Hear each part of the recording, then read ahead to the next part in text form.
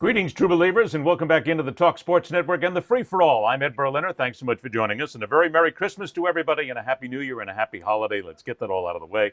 That is why here on Tropical Shirt Friday, I bring out one of the many Christmas tropical shirts, if you will. Of course, in the state of Florida and nationally, we have absolutely nothing to talk about today, so I thought we'd just get together and show off our shirts, if you will. Welcoming, if you will, now on location, which is why he is unable to wear the tropical shirt today, but that's okay. The man's working, which is even better. From Tampa, St. Petersburg, Joey Johnston joins us today. Where are you, by the way, just to go ahead and make sure that we know, because you look as if you're in a gulag somewhere. You know, we're just making Yeah, sure I am you're in the okay. lobby of the University of South Florida men's basketball facility. One of my many jobs is doing their radio. We are on the way to your South Florida, to Sunrise, where the Bulls will play the Gators on Saturday, and then followed by the Seminoles and the UCF Knights. So I am headed to Ed Berliner territory. No. Don't say that, please. You will unleash untold social media grief on me and my family. I'll have to hide for the next week.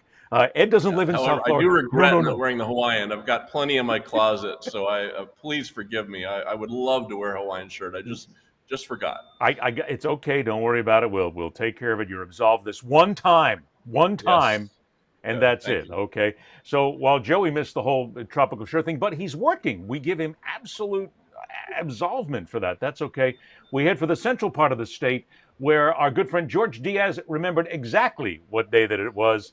George, very nice, resplendent in the blue. It goes very well with your Dark Knight persona. Well, I'm trying to mix and match. And I love you, Joey, but I got to take this shot. You look like you're in the local theater production of The Addams Family, and you're playing Uncle Fester. God bless you. It's All right. it's a good look. I'll And take it. I say that with I've been as called. much I've love been as called worse. possible.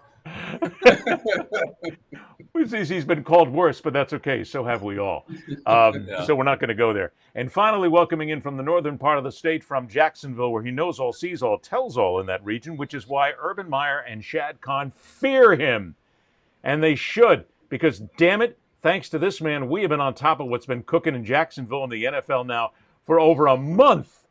And boy, I'll tell you, wait until we talk about the grief that we've gotten for that one as well. Sam Kavaris, resplendent in, now please explain your shirt, if you will, young man. This is the original Magnum PI shirt that Tom Selleck wore in the original Magnum PI. And I wore a mustache for about 25 years, and people used to talk about that because I was on a CBS affiliate. I either looked like Earnhardt or Tom Selleck, one or the other. So, and I used to wear the gargoyles too. So that was always kind of funny. But my wife and I were up in Fernandina once. We walked by a shop. The shirt was hanging in the window. I said, I think I want to buy that. She said, that'd be hilarious. So I did. See, people don't understand if you're not into the Hawaiian shirt culture. There are some shirts that look really good, and that's why we wear them, and some that we laugh about. They're just hysterical. That's right. You've got to have them. Yeah. I got a bunch of those instead of, because I'm a big Tommy Bahama fan, but many times when I was in Fort Lauderdale on A1A, there are places there that sell these Hawaiian shirts that are the most ridiculously bad prints in the history of the planet for like about $20. And I got a couple of those in the closet somewhere. One day I'll have to wear those just for. When those all end up at Ross, then that's when Yes. you should stop wearing. Yes.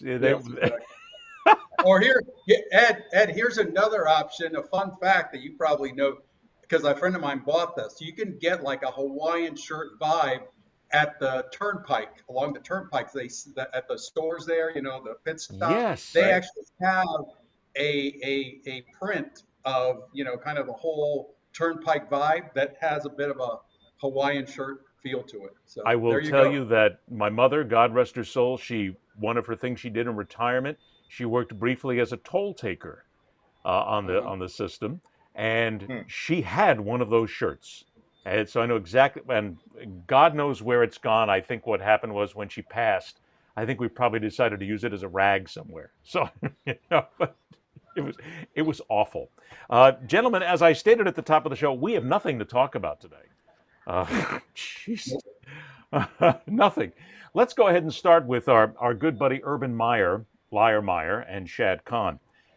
I posted on a number of the Jacksonville Jaguars Facebook pages about Shad Khan and actually took the bits that we had done in the past. We've done this a couple of times here on the show and talked about how we nailed this from top to bottom. And my point was that Shad Khan has to be held responsible for this, for the mess that he's made, because he's the guy at the top. Sam, I can't tell you how I got destroyed. How can you hold Shad Khan responsible? The man's doing a great job. He knows football. He's been in the NFL now for a couple of years, so he knows what he's doing, and not you, just a guy sitting there on a microphone who's been covering the NFL for 30 plus years. But Sam, I was shocked at the people coming to Khan's defense when, in essence, he's the guy that created this disaster. Well, as you well know, anybody who agrees with you is not going to get on social media and do that. Thank you Anybody very much. who disagrees with you is going to use that, that forum at that moment. Shad, if you go all the way back to the beginning, Shad really, Urban Meyer is a tremendous salesman, and he sold Shad on the idea of him being the head coach in Jacksonville. If I was pretty close to it, so if you probably don't remember this, but this process went on for a while of them, negotiating as to what he was going to do, and he was going to be a part of it. And Meyer must have given him great answers. I wrote an article in January of last year that was published in the Florida Times Union here and then statewide about how it's the most tone-deaf thing the Jaguars could have done. I mean, the number 60% of all college football fans here in Jacksonville and North Florida are Gator fans. That makes up a large percentage of the ticket buying public for the Jaguars. Gator fans hate Urban Meyer. They can't even, put him in the Ring of Honor because they're afraid they're going to boo him. They're going to either send Steve or Timmy out there with him to try to have that happen. But they can't figure that out because they know how despised he is, both here and in Columbus, by the way, despite having won national championships in both places. But he did a great sales job on Shad, and Meyer is a tremendous salesman. I mean, his opening press conference was very impressive in terms of him talking about sports performance and the things he wanted and play fast and all these other things. Now, having worked with Meyer in the past, literally one-on-one, he's a weird guy, all right? He's just a strange person to the point where it's pretty obvious now that Meyer has a very difficult time dealing with other adults. When he's in a situation where everybody is subservient to him, players, coaches need his recommendation, fans because he's winning, even the administration because he's bringing money in, then everything's fine. But when he gets on a level playing field with a lot of people, and I've experienced this personally 2 or 3 times, when I would be talking to a player, or I've known Tim Tebow since he was 11 years old. So when I would be talking to Tim, Urban would come up and go, "So who are you?" And because somehow he thought maybe I was undercutting some of whatever his authority might be. He's a strange guy. He exhibits a lot of character flaws. And in this environment, as being an NFL head coach, he had no idea the scrutiny he'd be under. And so consequently, all of those flaws were revealed. And give Shad credit, the best thing a captain can do when you're off course is make a course correction immediately. He did that with Tom Coughlin.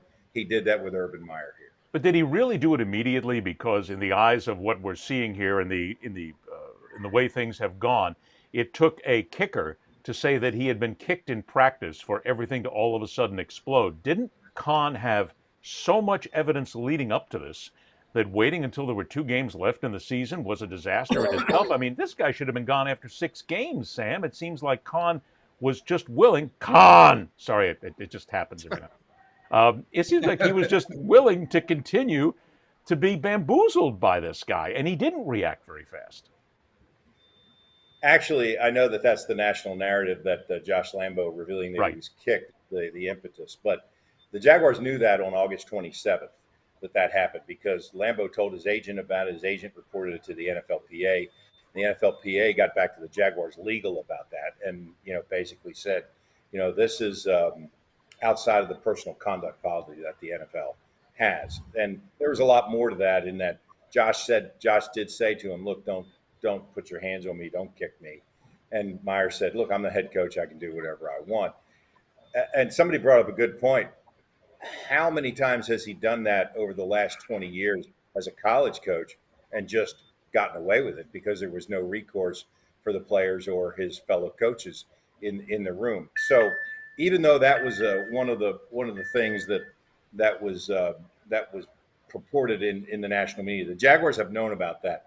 It was a compilation of a lot of things. The only thing I was disappointed about, guys, is that when that incident happened after the Cincinnati game and he went up to Columbus and was there was video of him and that woman, is that Shad didn't discipline him at least for a week without pay. Sure. All he did was come out with a statement and said, we're very disappointed and he'll have to earn our trust. And in the statement announcing his firing, he said he never did regain our trust. And okay, that's fine. But this was a compilation of a lot of things. The Jaguars knew of that incident back in August. The fact that it was made public probably put a lot of public pressure on the team in terms of the ticket buying public is not going to buy a ticket to an Urban Meyer coached game, right? And in the final 4 games, I mean, Darrell Bevell, who was the offensive coordinator, who was the interim head coach for the Lions last year for the last 4 games, brought such a different energy to the press conference that it was like somebody opened the doors and a breeze blew through. It was just fantastic. It's a whole different situation. I may put my money on the Jaguars this week. I'm going to touch on what you said and throw it to Joey here and then George as well when it comes down to Liar Meyer, because even you indicated that the people in Florida hate him. Well, that's not what is coming through, at least in the national narrative, Joey. We keep hearing from some people that, hey, we need to get Meyer back. Of course, it's not going to happen. We're all just dealing in nonsense here right now. But he'd be perfect coming back, and any college would want to have Urban Meyer because he's got such a wonderful record in college football. Sure, his record, if you look at it numerically, but every time, Joey, somebody brings up Urban Meyer to me, you know where I go? Aaron Hernandez. And the disaster that he allowed to happen in Gainesville, and sure, won championships, but it's been a disaster there by the criminal element that has been a part of the Gators, and they're still trying to recover from, yes? And how many guys did he kick? Go ahead. And nobody said anything about it. Well, see, Sam brings up a good point. How much of this nonsense in kicking players and basically being a boorish asshole did he get away with in college? Probably much more than he did here in the pro ranks. I mean, Urban Meyer is almost an addiction, almost like a drug for some of these new colleges that think you can turn their program around. I mean, we've seen it happen time and time again, and there's like a Greek tragedy element to this whole thing. I mean, you go back 25 years, yeah, Urban Meyer was a great young up and coming coach, very ambitious, turned around Bowling Green, turned around Utah. How do you go from that to winning 2 national titles at Florida and being hated, going to Ohio State, winning a national title and being despised to some degree, and then completely one of the great fails of all time in the NFL? I mean, it's almost impossible to do something like this in my mind with a coach.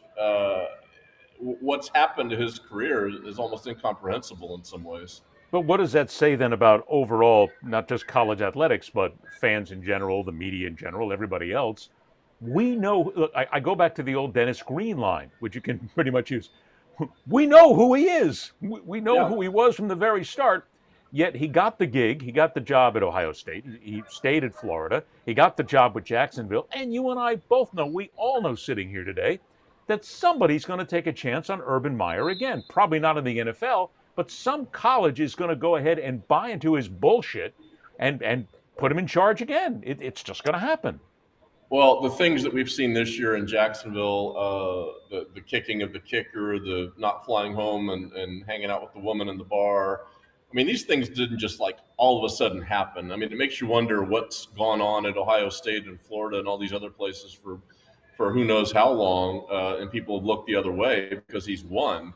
So again, I think this is probably just a symptom of some things that have happened in his career for many years that haven't been reported. And these just things happen to come to light. This isn't like something that just popped in a midlife crisis. I think this is who he is. It's just finally coming to light. Well, that's just it, George. We're going to see this again. I'm firmly convinced that somebody is going to hire Meyer. That he's not going to be persona non grata. I don't see anybody in the NFL putting that kind of money involved in him again. But there's colleges out there who will be suckered by con artists like him over and over again. We haven't seen the end of Urban Meyer, and there's people out there going, hire him today. That's the frightening thing about all this, because we know who he is. Well, Ed, I'm going to disagree with you to some extent. First of all, the I love internet Diaz. is That's what he's good for, man. We've done this our whole careers. the internet. The internet is a cesspool, so I wouldn't give a credible voice to the idiots, because they're going to say whatever they want to say. So let's put that aside. I don't think there's any credible people out there, whether they're journalists or any fan, who would come to the defense of Urban Meyer today. Whether he gets hired, I think that there is at least a year window, if not more. I think he's friggin' toxic. I mean, I'm kind of giddy that he got what he got, and I think a lot of people are, because he's a garbage human being. I mean, he's not a good person. He's a liar. I mean, we can go down the list of everything. He's a great football coach, and that's it. But his football greatness is built on berating players. I mean, he used to have that. I forget what they called it, but back in Florida, guys who were slightly hurt were forced to carry like weights around them and do steps and all this stuff to toughen them up, because they only had minor injuries. That is the definitive, it's the definition of a bully, of a tyrant. And I just don't think that's going to fly, even in the very toxic environment of college football. See, and I'm not saying that I want him to get the gig, George. That's just it. I'm saying that just the nonsense that happens out there right now with colleges is that somebody will take a break on this guy and say, okay, look, it was a tough situation. I'm with you 100%. And Joey as well. I'm with everybody here. The guy's toxic, but he's going to get another job. I mean, not only that, but he'll wind up on Fox Sports tomorrow talking about the NFL and college. Somebody will hire this clown. I mean, Sam, you don't think so? Another point is that this guy is never coaching again. Okay, this will never, no one will hire him. And there's a lot of reasons. One of them is he's now at that age where the guys that are looking to hire him are younger than he is. And that's different, because he's never going to get another NFL job. So you look at college athletic directors. Well, where are they? Who are they? Where are they in their lives? They're not going to hire a guy older than them with that kind of history that is a megalomaniac when it comes to running a program. It's just not going to happen. Remember, this is the same guy who covered up an assistant coach who had spousal abuse issues. Yep. And then when asked about it at the Big Ten meetings, he said, "Oh, I misspoke." I mean, this stuff, you just line it up one right after the other, and nobody is ever hiring this guy again. Yeah. Would you agree with that, George? Go ahead. I agree 100%. And another thing, and I'm going to give credit to all of Chip Namius, I'm sure, the former NFL PR guy with the Dolphins for a long time. He brought it up today in a Facebook post. People are dead because of him. I mean, you could connect the dots. He enabled Aaron Hernandez. Two guys ended up dead. Hernandez ended up killing himself. What if he had taken the right measure? What if he had done the right thing and disciplined Hernandez? And who knows, he probably might have not gotten on the right track, but he sure as hell should have done a lot more than he did, which is nothing, which is to enable a guy who was whatever, psychopath, sociopath, whatever you want to call him. So this is a lot more than just being an asshole. This is somebody who has a lot of scarlet letters that he's got to carry around with him for the rest of his life. So I agree with Sam. Is it not fair to say, though, and Joey, please chime in on this, that what George is saying is exactly right. The level of cover-up and what Meyer has done and the deaths, that there is blood on his hands for not stopping Aaron Hernandez when he was at a point where he could have been stopped. But there are college coaches everywhere today as we speak who are being hired, who are veteran coaches, who cover up absolute nonsense, crimes on a daily basis. Look, it happened. It's been happening for decades. Is there any reason to believe that it's any different now in this current environment? There's not, but I would say with Urban, the exposure that all this has gotten in the land of social media, I think has heightened this even more and increased the toxic nature of this and made him almost radioactive. And I would say too that we've seen a lot of coaching rehabilitation kind of stories where guys come back from dire circumstances, and Maybe in the past, maybe there would have been maybe a lower level school that would have taken a flyer on Urban Meyer in a couple of years. But with the pride and the ego that Urban Meyer has, I don't see him going to a lower level school that might give him a chance. So I agree with Sam. I think we've seen the last of Urban Meyer. I don't think anybody, not even television, is going to touch him at this point. Do people now have to, and those of us as journalists have to get involved in reminding people constantly? Because every time somebody comes up and there's a cover up, or there's some coach that basically is the bully and has taken things way past what would be a normal level of coachability, if you will, professionality, that we have to keep reminding people, look, do you want another Urban Meyer on your hands? Is this what you want? Do you want this kind of idiocy, nonsense, crime that goes on? Because we all know that there's going to be the jackassery out there that's going to say, well, he's going to win us bowl games. That's the social media idiots and the keyboard warriors out there. But do we need to continue pushing this forward and saying, this is what, if you're going to hire this person, this is what you're involved in. You've got to have that complete axe ready to fall at any time when somebody pulls this kind of nonsense. We've got to be the ones to hold them accountable, and so do the fans. I wrote that article. Right when they hired Urban as an open letter to Shad Khan and outlined all of those things that we've just talked about. And you know what happened? The Jaguars stopped talking to me. All right. That's the attitude that a lot of people have about trying to get in front of situations, so to speak. You can't manage the news. You can't manage people who have character flaws like that. And yes, it is our job to do that. But what I was just thinking, Ed, if you look back, remember the pressure that the University of Miami was under in the 80s about their football program and the lawlessness that was involved? Now you're going back to the steak fry. Right. Was it Edwin Foote was the Edwin president? Pope. Oh, I'm sorry, Tad Foote. Tad Foote. Right. Was the president, and there was talk, and it was a cover of Sports Illustrated, that Miami's program should be shut down. If that happened in the modern day here now, let's say 40 years later, with this amount of social media and the amount of 24-hour coverage that there is on multiple networks, I mean, that might have been something that came about at Miami. Back then, they were able to weather it because there were two news cycles, the morning paper and the evening news, and that was about it. Well, I think that's a good point, because if you had it in this day and age, you'd have to do something. But I think that's your first point that you're taking is better made. When it comes to covering the NFL and college athletics, whatever it is, people like us may sit there and, now, because we're not in that minute by minute cycle and we don't depend on them for our living, we can come out and speak the truth. The people right now who are running the podcasts, because my God, there's dozens of podcasts that run for every one of these schools and every school nationally, run for the National Football League teams. We all sit here knowing that if you spit out something that doesn't fit well with the program or the organization, they will cut off your access. They will take away your media pass. The ones who are doing it now, and a lot of these, I'll use the phrase, the ass kissers of the world, because they need the gig, they're going to go ahead and hide it, just like everybody else.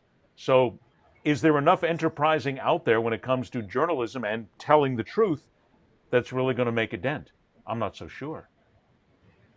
Oh, I think there is, because I think enough people see through the BS filter. Maybe not. There'll always be a segment of fans who are going to wave their pom-poms, and it's going to be yay, yay, whatever happens. We don't care who we hire as long as we go 10-1 each season.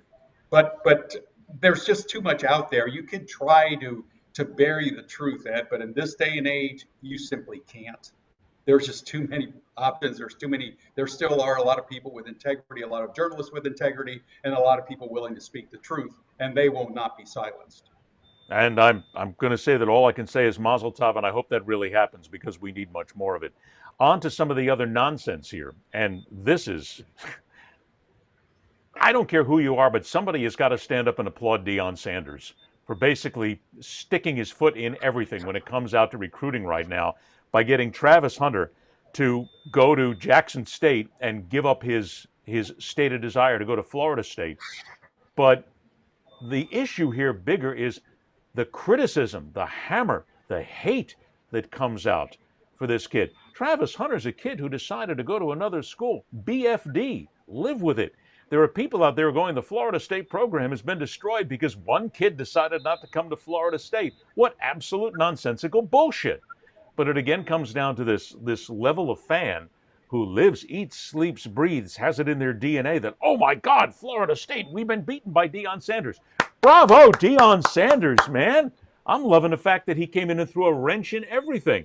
Joey, from someone who's covers college athletics on a regular basis, I don't know how you feel about it, but I'm telling Florida State fans, back off, stop hammering the kid. He's a kid who decided where else he wanted to go. Of course, we're going to get into the money here in a minute, but live with it. It's your life's not over just because somebody went to another school. Well, I think it's rather hilarious, the whole thing, and this is just part and parcel of the way things are going in college sports. But Deion Sanders, was suggested as a head coach a few seasons ago. That didn't happen. He goes on to Jackson State, and now he, I guess, for all intents and purposes, he says, "Okay, you don't want me as your head coach? I'll just take away your 5-star prospect. No, not a problem." Which is what he did. He stole the kid flat out. So it's the ultimate comeback, and it makes me laugh. But hey, why not? This is the era in which we live. This is with the NIL and other things. The rules are gone. So what happened here is just a modern thing that we're going to see happen over and over and over again. And there's nothing wrong with it. Kids can go where they want to go. And with NIL and other creative things, maybe somebody like Jackson State, this one might not be unusual in the future for a kid to choose someplace like that because they have the better deal. It's a business. It's a business. It's a business for the coach. It's a business for the players. He's chasing the money. Why is that unusual? Sure. Well, he's chasing the money, and then there's all the stories about Bleacher Report. That is one of the most despicable group of people I've ever met in my life, and I have to say that I know Portnoy personally from my time in Boston.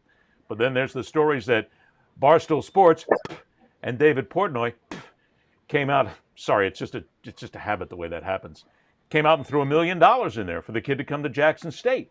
That's where we are. Again, it's the Dennis Green idea, guys. That's what we thought this was. We are in an era of free agency in college football right now that is unprecedented. And Lane Kiffin, as much as I'm not a Lane Kiffin fan, he nailed this one. And everybody's upset because he said it out loud. This is free agency. And this is never going to change. It is big-time college football. And Sam, people better learn to live with it right now because if you got the money, you're going to get the kids. End of story. We're going to get down to contracts, and there's going to be a free agency period one of these days in college athletics. We call it the transfer portal, but it's still free agency, and it's all about where the kids can get the good money. Good for them. It's a bit of revisionist history to say that Florida State didn't hire Deion Sanders. When that job came open, Sanders, even though he might have been a nebulous candidate, he was not a head coach. He wasn't coaching anywhere. He'd never coached anywhere. So, he has proven himself, coach of the year in the conference, has won some big games. He can obviously recruit. He has proven that he can run a program. Now, if there is an opening at Florida State, he needs to be a very serious candidate about what's going on there because he has proven that he can do that. But before that, Deion Sanders was a guy in commercials who was a self-aggrandizing promoter, which there's nothing the matter with that in today's world because that's what it's about. And in the Aflac commercial, they even make fun of the fact that he's all about the money. I mean, that's what he signed off on that. So, we're talking about a guy who, though, clearly has shown he can create an organization, he can build something, he can coach, he can put a staff together, he can keep guys disciplined, and they can go do something. I mean, that's the first step in getting that next job that you want. I mean, are they going to hire Tim Tebow as the head coach at Florida tomorrow? No. Why? He's never coached anywhere. Would he be probably would be a great coach? Yeah, but at this point, he wouldn't know how to put together a staff, all the different things that go along with it. Well, he hasn't paid his dues. He hasn't paid any dues on the coaching side of things. But what the Deion situation says to everybody now is famous, money, school, money, NIL, money. I mean, who knows if Hunter's going to make a lot of money, George, by going to Jackson State. I mean, we still have to see, and the NIL deal would have to be signed. But in the end, the kid said, I want to go with Deion Sanders because I got a better chance there. And the kid won't come out and say it, but I got a better chance to make money there. And I got a better chance to go to the NFL and make more money because I got Deion Sanders on my side. That's what college football is. Don't tell me about your facilities. Don't tell me about the weight room. Don't tell me that you got a great Rathskeller someplace for somebody to go to. And don't tell me about your damn stadium. I don't want to hear that either. How much money am I going to make? End of the day. That's what it's all about. So Ed, you're not at all driven by the fact that everybody can get together at the third quarter and do "We Are the Boys of Old Florida" or whatever goes on at Florida State. You know, that old pom pom college try thing. These kids I don't care. They want the cash, man. No, I was going to say that I don't know if somebody else used this, but I think we could call it Deion's greatest interception of his career, picking off this kid to go from Florida State to to his school. But this is what we talked about. You guys touched on these points. It's about money. It's about power. It's about the charisma that Deion brings to the table. And there's nothing. It is what it is. There's nothing wrong about this. And of course, Florida State fans are going to be PO'd, and maybe rightfully so. But hey, this is the world that we live in now. And guess what, buddy? It ain't going to change anytime soon. We're not going back to the shish boom ba and everybody, root for the home team kind of deal. Not happening. How long is it before we get to the point where we stop using the words transfer portal, which is bullshit. That's really all it is. And just call it free agency. Look, I think college football would be better served if they just came out and said, we now have free agency. And the coaches are going to sit there and they're going to say, okay, here's my recruiting board. Wait a minute, let's go over here to the free agency board that I've got sitting here. And let's go over to my people who are giving me name, image, likeness money. And let's see how we can attract kids. Just say it out loud, right? It's what's being done now. Kiffin was right. It's exactly what's That's happening. where it's headed. Look back let me just say one quick thing, Joey. Look back at a good example of this kind of thing where a guy goes to a smaller school. You guys may recognize the name Rashean Mathis, who was a defensive back, corner for the Jaguars for a while, second-round pick, and also played for the Lions for a while. And this is a guy who was offered a scholarship to Florida State, broke his leg as a senior in high school, and they withdrew it. And he immediately went to Bethune-Cookman and was the Jaguars' second-round pick and went on to an all-pro career, signed a couple of different contracts in the NFL. So it's not as if that players like that can't dominate in that situation or go in that situation, because that happens fairly often. Look at the number of HBCU guys who are playing in the NFL right now. Jimmy Smith from the Jaguars went to Jackson State. Walter Payton went to Jackson State. I mean, we're talking about a pretty large group of guys who have ended up at different schools. In terms of Hunter's future, it's all about the money and where he can get to next. And who better to be his tutor than the guy that probably, changed teams only for money more than anybody in the league. Do we not get ourselves to a point now, Joey, where despite the fact that some people will scream it's not college athletics, but it's got to be legal at this point, where someone, a corporate sponsor, will come in and say, I'm backing Jackson State. That's my school. So if you want to come to this school right now, I'm going to sign you to $1 million NIL deal. Come right out and say it, and put it right there on the plate to make it open, because people are going to say, is that legal? Why not? The kids can cut their own deals. So I think we're at a stage right now where the bigger thing from NIL is going to be the corporates who are going to come out and the boosters who are going to come out with the company behind them and say, young man, young lady, you come to my school, I'll put $1 million in your pocket. Say it out loud. Yeah, the thing that's kind of changed, and it's changed quickly here with NIL, is that the whole purpose or the whole idea of the NIL, as you go back through the course of time and all these great college players like Tim Tebow or these guys with recognition, the schools are selling his jersey and making money off the 15 jersey, but Tebow's not seeing any money, and Deion's not seeing any money off the number 2 Florida State jersey.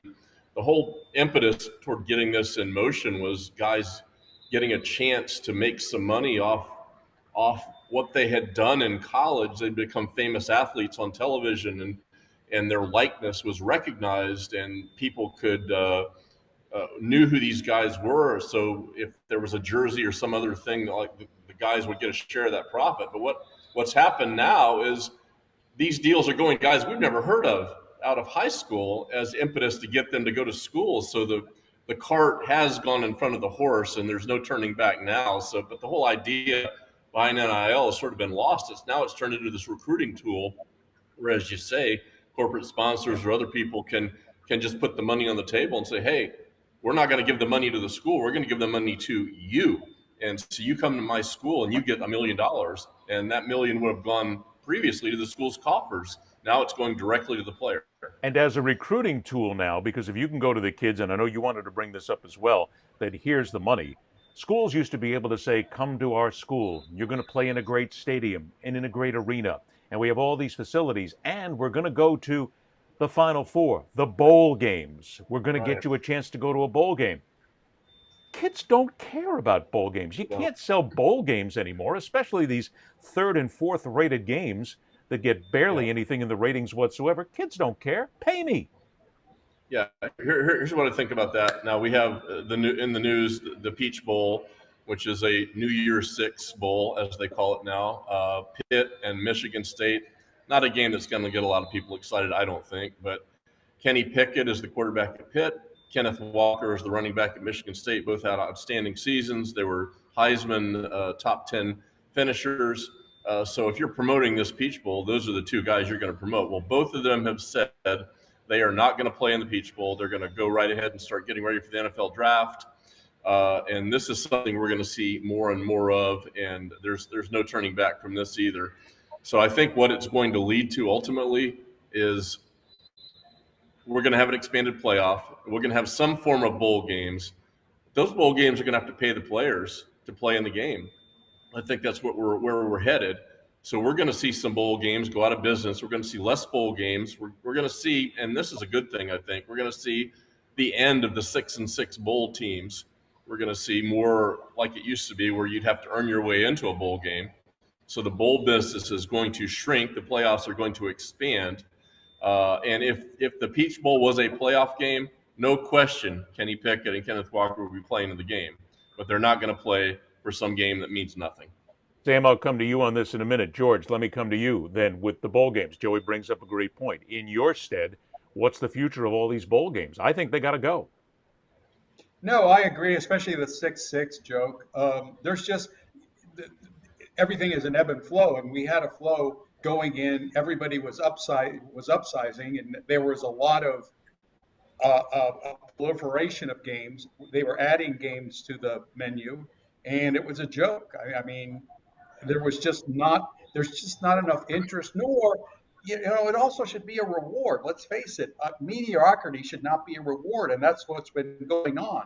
And now, given the dynamics of there is no upside to a top tier player going out and risking injury in a game that is meaningless. Has zero meaning, except obviously the fan base that wants to get that little. Well, but hold on, but let me add this in here. What happens if the major sponsor, or two of them get together?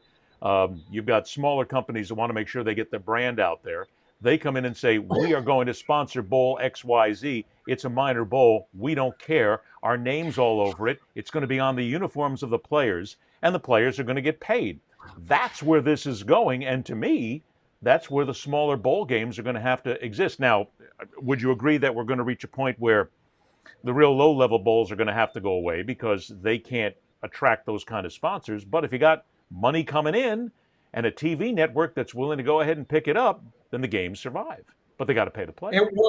It would, Ed, and I'm certainly not enough of a business guy to know where the cutoff is. But I think that those companies that you say are going to engage are going to have to look at the financials and see if it's worth the money that they invest is worth the return that they get by having their name out there for 3.5, 4 hours. And so I'm not 100% sure that that's going to be a win-win in terms of sponsorships.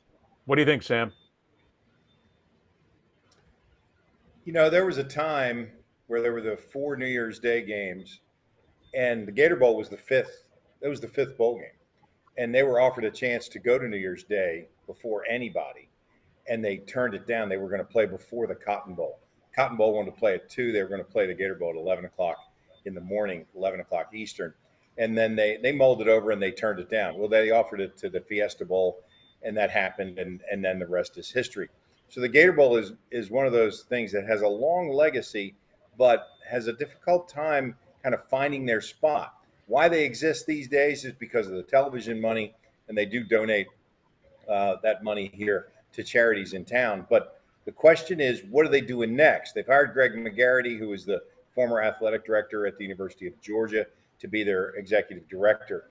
And there's a lot of chatter in town that they're going to do things that they can do to get into the playoff mix. And as all of you just said, that's what it's about.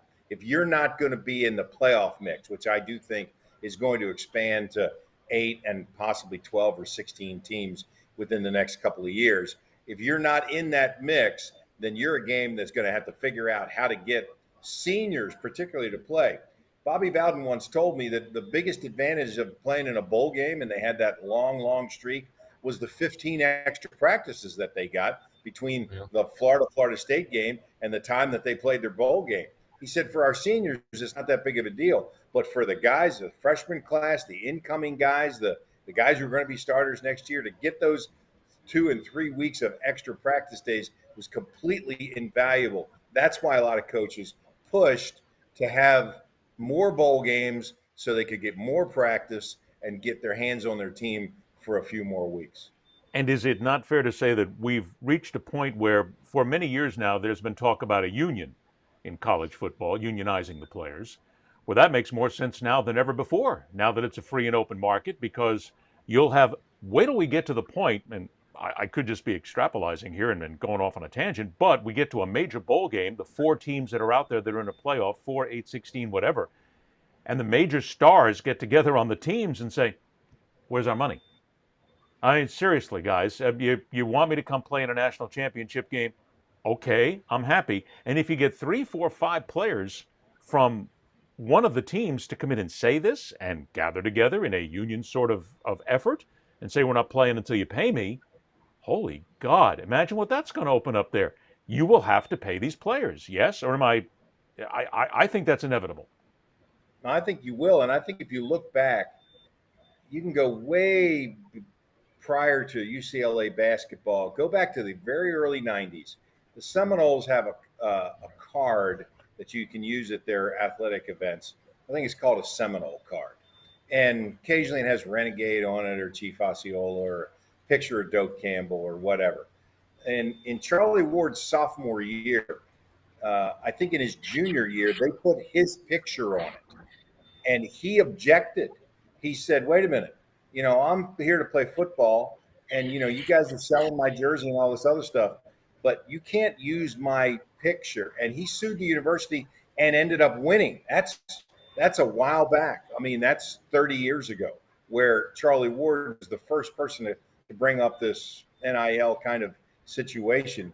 And so the Seminoles had to change that card that year. Florida State did. And that was the beginning of people having an awareness of, wait a minute, the universities are making a lot of money off of these guys, and there's not a ton of compensation for them. What are we looking at in time here, you think, guys? I mean, Sam mentioned it. I do believe that eventually we're going to get to a 16-team playoff, and you will get to the point where players will have to be paid in the games, and the smaller bowl games will have to pay their players in order to participate. What are we talking about here? 5 years? 10 years? I think it's shorter. The time frame is shorter than we're in the 5-year window and not the 10-year window, because the dynamics are changing as we speak. Today I'm sure somebody else will probably bail out of a bowl game, and there'll be rumblings in the air wherever that might be. There's just the inertia. All the energy is going toward the shift that we've been talking about. So I don't think, whatever analogy you want to use, the genie's out of the bottle, et cetera, I think that we are definitely heading there sooner than later. What do you think, Joey? 5 years, 10 years, Yeah. less? No, much faster, much faster. Look at everything that's changed in 1 year this year with the transfer portal, with NIL, with everything that has changed in the landscape of college sports. I think it's going to continue to accelerate, and it's going to go faster than we can keep up with, because these NIL and transfer portal kind of things are going too fast now. You can't keep up with it, and there's a downside to the transfer portal too. Of course, there's so many kids that don't have a place. They it's a musical chairs thing where they're out there and there's no takers. Um, so I don't know how this is going to, with the COVID year, the extra COVID year, the one-time eligibility rule, the transfer portal, mixed in with high school recruiting, where this all shakes down. I don't know, but there are good players that have no place to go at this point because of everything that's happening. In the shakedown process, then, are we still looking at the same window where we're going to see programs abandon college football? Smaller programs that simply can't afford it anymore. And sure, well, maybe they'll just diminish it. They'll have football, but they'll have it at a minor league, a Division II, a Division III level, like we used to have years ago. It would seem to me that in the economics of college football, that's got to happen as well. Yes. Yes, that could happen, and I'm not sure what shoe has to drop first. I think maybe we'll see what happens with the SEC and others that may break off and form an elite level, and then everybody else is left at a different level. From that point, maybe the economics fall into place. But it's it's going to be a great getting up morning for a lot of college programs that have thought they were big time, that will now realize that no, that actually they're not. And they're going to get by with a little less. The salaries will have to be corrected. Um, that's going to be a painful process, and how that Yes. plays out will be interesting. Inevitable, But Sam? a shoe will have to drop first in terms of establishing the ceiling, the elite level, and then from there there'll be a shakedown, I think. Inevitable, Sam? Within 3 years, there'll be at least 16 teams in the playoff. And you're right. Schools, pick a school like Davidson. Davidson has enough alumni who have money, who would support the football program just to play, Elon and Presbyterian, Citadel, just to have those Saturdays in the park, so to speak. But there are going to be 64 teams in a super conference that are going to have free agency and play serious football, and that's where the television money is going to go. On a positive note, then, outside of college athletics for a change, we happen to see Tiger Woods this weekend playing with his son. And of course, we've all followed Tiger's career and the meteoric rise, and he is indeed one of the greatest of all time. But George, I think you brought this up. It's kind of nice to see. We don't get enough. Great stories and nice stories don't make for controversy, and people tune the dial right away because nobody's screaming and hollering at each other. But it's nice to see Tiger back with his kid and the next generation. Look, I'm not a fan of Tiger personally. Professionally, you got to love the guy. He's a jackass and a jerk to deal with. But it's nice to see that he's out there, back playing golf again, and got his kid on the sidelines. I love it. Yeah. Somebody asked me yesterday, like, the best outcome for Tiger this weekend. And I say he's already achieved it by stepping on the golf course with his son Charlie at the PNC Classic. That's the story. Period. He's back playing golf. No one expects him to hit 350-yard drives anymore or whatever. He is a broken, if you will, individual physically, and he knows that. He realizes that. He's gone through, I think, 10 surgeries. He's never going to be the Tiger of old. I doubt whether we will see whatever. I don't even know if we'll see another incarnation back on the tour. But let's dial it all back, Ed. This is about a father playing with his son. And yes, it's a touchy-feely story involving Tiger Woods. So stop the presses. But the fact is that he realizes that. He's not trying to climb the mountain anymore. He's just out there trying to be a father, trying to get a semblance of his game back. And there's nothing wrong with that. Well, let's take it one step further. Sam, I mentioned, of course, greatest of all time. We've watched Tiger. But we see what's out there now and the level of play on the PGA Tour. There's so many guys that now play exceptional golf. because they're younger and they're better at their game than they used to be. Are we at a time where, at least in our lifetimes, we're never going to see the likes of a Tiger Woods again? Nobody's going to run the table like he did in so many other places. Where golf is changing to where you will have a lot of really good players, but we're not going to see that great breakthrough for a long, long time. Well, guys in the generation of sports writers before us said the same thing about Nicklaus. So, I mean, and then True. Tiger came along. So who knows what will happen? But, I don't know if you would call it fortunate, but I've spent a significant amount of social time with Tiger down at his club in Hope Sound. And he's a bit more of a humbled guy. There's no question about that, based on all the things that have happened to him. The fact that he can walk 18 holes, I think, is maybe the greatest achievement after hearing all the things about how they screwed up his surgery, how they had to take him to Cedars-Sinai and fix it, and all the rehab that takes. Whether he could walk 18 holes, 5, 6, 7 days in a row, I think is a big question. And as you said, the quality of player on the PGA Tour has to do with the quality of the athletes that now pick golf. A lot of that, 90% of that, is thanks to Tiger. Purses on the tour now allow great athletes to compete with the kind of money that they could make in baseball or football or basketball. So they choose golf. And look at who's out there on tour now. In the final round of the players in 1982, Jerry Pate was the winner. By the way, the only guy to ever win a PGA Tour event with an orange golf ball, because you couldn't see it on TV, so they kind of told him to cut that out. But Pate's playing partners, I believe, on the final day were Rod Curl and George Archer. Okay, Rod Curl's like 5'6", George Archer is 6'5". Guys like that aren't playing on tour anymore. That's not happening. You walk along any practice tee on the PGA Tour, everybody is 5'10", 180 to 6'4", 205. Everybody's got personal trainers. Everybody has a swing that's been honed in college or through junior golf.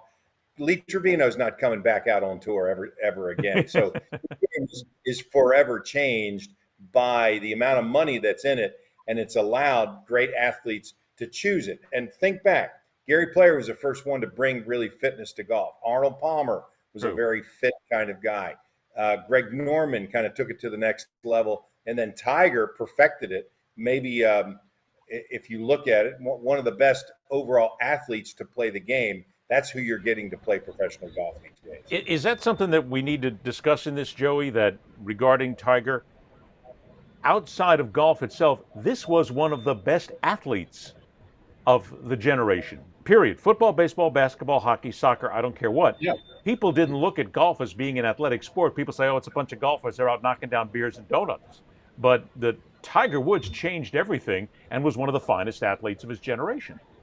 Yeah, I don't think it's a stretch to say that Tiger Woods did for golf what maybe Babe Ruth did for baseball, what Red Grange did for football, what Wilt Chamberlain did for basketball. I mean, he was a guy that won a lot of tournaments, won a lot of majors, but he changed the landscape of how the people viewed that sport. He turned people that could have cared less about golf into, I'm not leaving my TV for this weekend. I'm going to watch this because Tiger Woods is playing. So his reach is far beyond the wins. He changed the whole way the sport was looked at. So he will always be on a top 10 list of significant athletes as we move forward on this planet, I believe. But with him gone, the PGA Tour changes drastically because there's not that big, oh, I've got to watch this player or that player or this player. You now have such a wide open field that you've really got to be a golf fan at this point and not just a fan of 3-point shots, as you pointed out, knockdown touchdowns or anything. It minimizes a little bit the PGA Tour, and without having a star, which I don't think they have, and they may not have for a while. Yeah, I think golf is going to go through a period until the next guy comes along, and sometimes sports are like that. The non-Big Four sports, tennis has certainly had some times where it's wandered through the desert without a lot of great attention, without the Connors McEnroe, the Chrissy Martina. When you get away from those sort of things, tennis is pretty invisible to most sports fans. So golf will have more great players coming along, probably not to the level of Tiger Woods, But yeah, it's back now to the hardcore kind of fans, the golfers, the guys that play the sport and appreciate the sport. Tiger Woods is one of those absolutely once in a lifetime athletes that make you want to watch. And there's just a handful of guys like that come along like that in our lifetime, and he was one of them, and may have been the top. So then, to Well, make sure that there's no we question. go ahead. I'm sorry, Ed. I No, was go going to ahead, say, George. I mean, there's no question about that. But you say that you often say, well, this guy transcended the sport. He most definitely did, much like Ali did. Back, we talk about sports that are now struggling for relevance. Look at boxing. There will never be another Muhammad Ali. The circus definitely came to town with Tyson for different reasons. But now it's like Tyson Fury, and then people start saying, who else is in the mix? But Tiger brought people, because we've all seen there, we've all been at the galleries. He brought that casual fan, the guy who just was just saying, Sunday 1 o'clock, let me tune in and see what's happening with Tiger, male, female, whatever, because there was the racial element of it. There was just, he brought in a broad audience that golf had never seen before, and he was people were drawn to him for different reasons. So golf, I mean, you can't really blame golf. You can't blame. You just kind of it's circumstance. You No. can't replicate that, and we never will. I mean, we talked about Nicholas. Yeah, perhaps there's somebody that will come down the pike, but we certainly don't have anybody in that mix right now. So I think even at this level, even the shell of the old Tiger Woods is still a huge draw, and people are still going to be gravitated towards that the same way they've been they gravitate to all these other great athletes in all these other sports. I wonder if Tiger's learned to be humble. He's humbled Maybe he's a humbled lot more than bit. Urban Meyer, probably. Yeah. The one thing about Tiger though is that he drives TV ratings, and I mean, if he takes Yes. 66 shots in a round, you're going to see every single one of them. And people forget, and you guys are old enough to remember. And I know that being on television and also as a writer, if you covered golf before 1997, at least here in North Florida, I was called so many times a racist by the minority community because golf was considered a white country club sport. And so the kind of coverage it got was very different than other sports because it was a very white kind of country club kind of sport. Well, Tiger changed all that, and that now it's a much more mainstream sport that people across all kind of spectrums are watching. So that sport has dramatically changed on television and how it's covered because of Tiger Woods and the fact that he called himself a Cablinasian. I mean, those are the things that people forget about. That if you covered golf before 1997, there was a part of your audience that was not happy. But fair to say that appointment viewing in golf used to be Tiger Woods. Now, in 2021, going for 22, sorry, golf fans, I don't see appointment viewing to sit there and say, I got to watch a golf tournament. If it's on, I want to watch if I'm a golfer, but I don't see anybody that I want to say, male or female, that I can say, I got to watch today. It's there. Why the PGA Tour is distributing $40 million to players who are active on social media. I mean, which is not anything they've actually announced, but it's pretty well known. They've got a pool of 40 million. Why do you think Max Homa is even known by anybody? The guy's on Twitter every 5 minutes. All of those players, the thing between Bryson DeChambeau and Brooks Koepka. I mean, all of that is driven by the opportunity to get a part of that pool. And, Koepka's not a big DeChambeau fan. I do know that. But at the same time, there's money to be made by creating these so-called rivalries in the game that manifest themselves on social media. Well, you and I both know that the PGA Tour will say publicly, oh, we don't like our guys fighting. We really don't want this now. It doesn't really work for the staid nature of the game. Under the surface, they're going, oh, come on, go ahead, stick them a little bit, get in there and tweet them and make this thing fly, because arguments drive fans and they drive ratings. So if you see these two guys going at each other and pissing on each other, they love it. Right. What's the thing that launched NASCAR nationally? They cut away to the Daytona 500, and Allison and Yarborough are fist fighting going into turn 3. Yeah. Nobody could pay for that kind of publicity. Nobody paid much, and then it became the national sport it was because all of a sudden people are seeing guys angry and fighting at each other. No, I agree with you completely. So this brings us just to one final kick right here, very briefly. Sam, how's your golf game? Right now, non-existent since I'm 8 days away from a new hip. So, Well, but wait a minute. But before your hip and all that, how was your golf game? I'm a high single-digit handicap.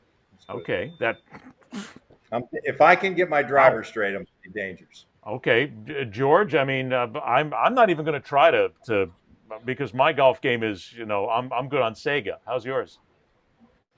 I'm pretty much limited to Top Golf these days.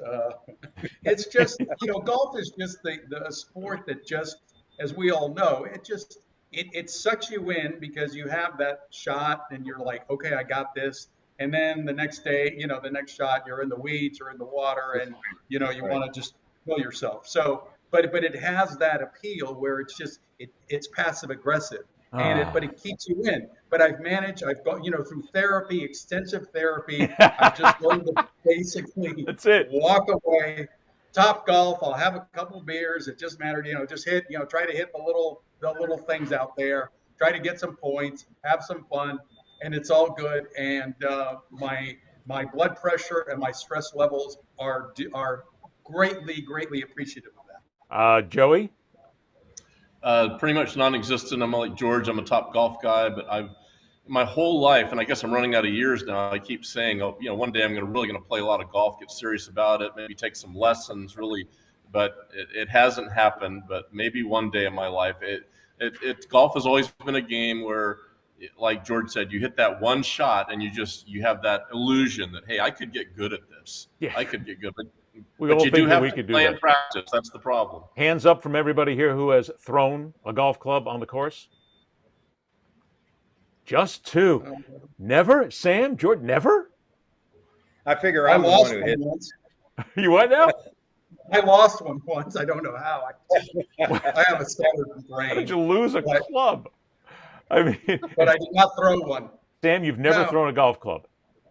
I'm always the person who figures, well, I'm the one who hit it there, so who am I going to be mad at? I mean, this comes down to the great John Feinstein John Feinstein is a great friend of mine, written so many wonderful books.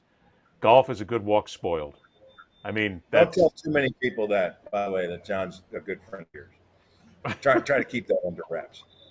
We've known each other a long time. It's like anybody else. Look, I will never in my life say that Urban Meyer was a good friend of mine, so I feel like I'm really in good shape there. Sam Kavares, who has started a number of arguments with fans on social media in the Jacksonville pages, and also people who say, good for you, it's good to have Sam in there. Nobody knows Jacksonville better. You want to get a hold of Sam, of course, Facebook and Twitter is @SamKavares, Instagram is @SamKavares Jr., and on the web, go to samsportsline.com. And the arguments will continue there. For Joey Johnston, it is easy on Facebook @JoeyJohnston372, Twitter and Instagram, JoeyJohnston813. And for George Diaz, whom he and I will continue to argue back and forth. God, it's been wonderful all these decades doing it. Facebook and Instagram, George Diaz758. And Twitter is @GeorgeDiaz. Gentlemen, I can't thank you enough. By the way, is everybody's holiday shopping done as we do the show today? Is everybody done? I just ordered my last thing on Amazon, so I'm good. Okay, good. Okay, good. Joey? I'm not going to the store. I'm largely done, but I may wander into a store in the next week and grab some more stuff, but I'm largely done. How's everything for the family? Sam, all done? I wanted to tell Joey one thing. I was having dinner with my wife and my daughter and my son-in-law in Santa Monica once, and Chelsea Handler was sitting at the next table. And she was stunningly beautiful. And my daughter said, you would never think that by looking at her TV show. If I was her, I'd fire all my lighting people.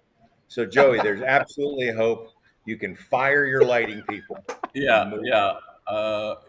Hopefully this will be the worst setup of my free-for-all tenure. But it is what it is. Sometimes we've all... No, for everybody watching it, if you're listening to it, it's one thing. But if you're watching it, when we go to Joey's shot, he's got like this marvelous glow. I mean, that's right. Look, there's a glow coming upward from that marvelous Kate.